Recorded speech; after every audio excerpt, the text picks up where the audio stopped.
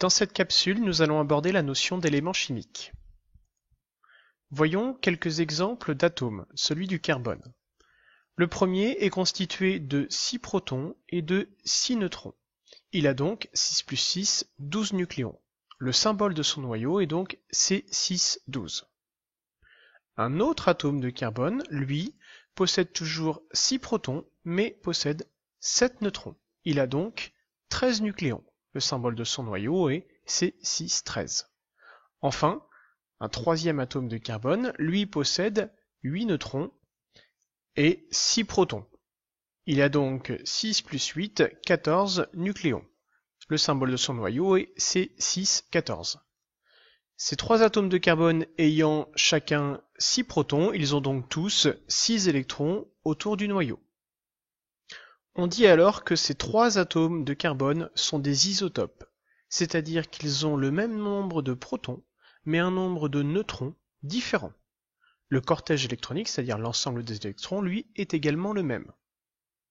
Maintenant que nous avons vu les isotopes, ici, trois isotopes de l'atome de magnésium, et l'ion magnésium Mg2+, nous allons voir les points communs et les différences.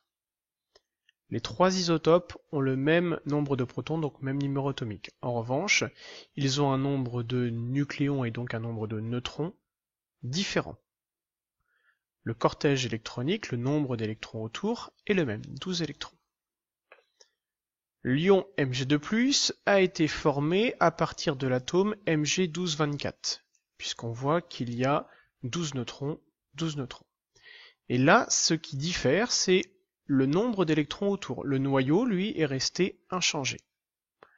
Le point commun entre ces ces trois atomes et cet ion, c'est qu'ils ont le même nombre de protons. Et bien, quand on aura le même nombre de protons, on parlera du même élément chimique. C'est pour ça qu'on parle à chaque fois du magnésium. Ici, les atomes de magnésium, ici, l'ion magnésium. Et donc, on dira que le numéro atomique Z caractérise un élément chimique. Résumons cette capsule.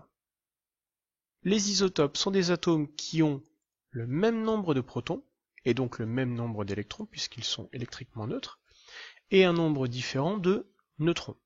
Donc pour les isotopes, c'est le noyau qui change. Un ion est un atome qui a perdu ou gagné un ou plusieurs électrons. On dit que le cation est chargé positivement et l'anion est l'ion qui est chargé négativement. Ici, le noyau est resté inchangé, c'est le nombre d'électrons qui a changé entre l'atome et l'ion.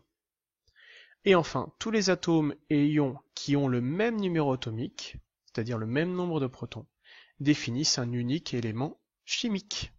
Voilà, j'espère que vous avez tout compris et je vous souhaite un bon questionnaire.